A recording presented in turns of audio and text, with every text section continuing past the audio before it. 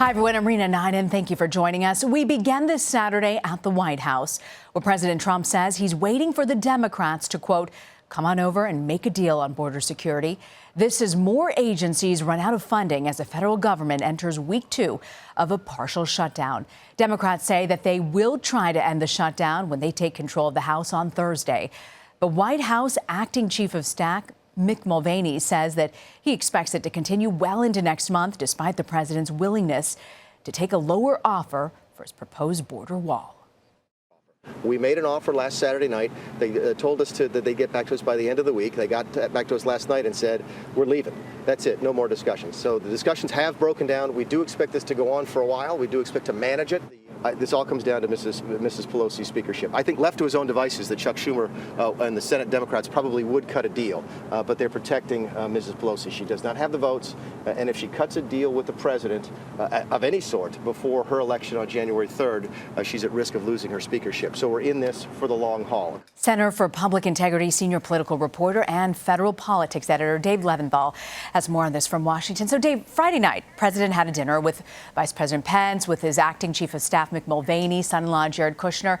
Now that we're into week 2 of this shutdown, how willing is the White House to negotiate on that $5 billion figure the president's been demanding for the wall?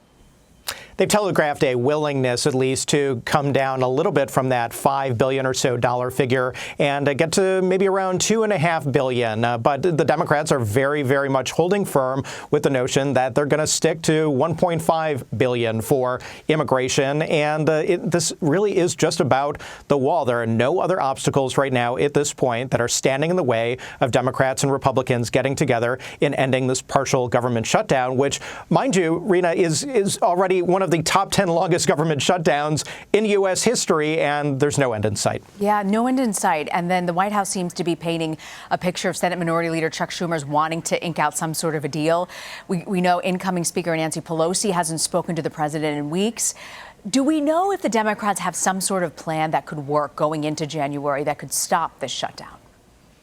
First and foremost, the plan is to run out the clock of the current Congress. We've never had a shutdown that has gone from one Congress to another Congress. So we're getting into some uncharted territories, at least politically and governance speaking, in terms of going from one to another. So at this point, it is almost a certainty that Nancy Pelosi will be the Speaker of the U.S. House by the time that any government shutdown is ended. And absolutely, she wants to make sure that she's in control and is the Speaker. You got to remember that it wasn't many weeks ago that it was uncertain as to whether she would even be the Speaker, whether she would have enough votes. So she doesn't want to do anything that's going to antagonize her own party, her own people, and she wants to make sure that she is in that Speaker seat ultimately when Thursday comes around next week and the new Congress is back in session. And whether her and Chuck Schumer are on the same page, well, it seems like they are, at least in making sure to not give Donald Trump what he wants at this point. And while all this is going on, we know President Trump has actually threatened to shut down the entire southern border if he doesn't get that funding for the wall.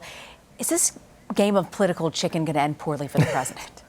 Well, it seems highly unlikely. It would be economic Armageddon, and the president likes to talk about how strong the economy is and how good the economy has been under his 2-year administration. So shutting down the southern border and ostensibly ending trade between the United States and Mexico and in South America and Central America as a result of that would be cutting off your nose to spite your face times about 100. So don't look to see that as something that is realistic going forward, even if the president is tweeting about it. The president, for better, for worse, tweets about lots of things that ultimately don't come to pass. So I wouldn't put too much stock in that at this point. And Dave, we also know Homeland Security Secretary Kirstjen Nielsen will be continuing her visit to the U.S.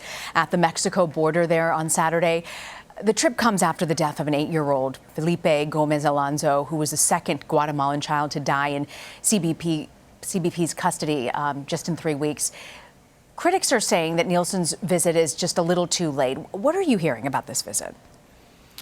Well, it's important to note that there automatically, after the second death, there was a health check of anyone who was in the custody of Border Patrol, and in looking at to see whether there were any other children who were at risk or otherwise that were in trouble. So that's important to note. But also, too, that there are some incredibly remote areas out there where people from Mexico or from Central or South America are crossing the border, and there are not the facilities, there are not the governmental institutions and installations that sometimes are able to handle people who are seeking refugee status or trying to get asylum or whatever it is, or crossing illegally for that matter too. So they come into custody and they may be in bad shape after a very long journey and just not getting what they need physically speaking and medically speaking in order to take care of their needs. So there's a lot going on there that is being addressed at least to some degree from the federal government. And in the midst of all this, the president tweeted on Saturday that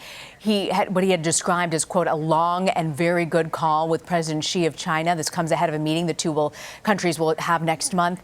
Do you get the sense that this trade war is going to come to an end? Well, a lot of people would like it to. You talk to farmers, you talk to people who deal with metals, you talk to coal country in Pennsylvania. All of these different areas are being significantly affected in a very, very negative way because of this trade war that's going on between the United States and China. So whether this call is going to be sort of the panacea, it remains to be unseen. There is no deal at this point. There is no formal negotiation that is leading to a place where we know there's going to be an end point. So, hey, negotiations are great. Talks are good as far as almost anyone is concerned, but ultimately it's going to come down to a real deal being struck. In the meantime, there are going to be a lot of people hurting and a lot of Americans hurting as a result of just not a whole lot of trade going on with China in the way that it had been taking place prior to just a couple of weeks ago. Yeah, so much volatility in the stock market as well. It would be a good sign for many people to see this come to an end. Dave Levinthal, thank you very much for joining us, Dave. My pleasure. Thank you.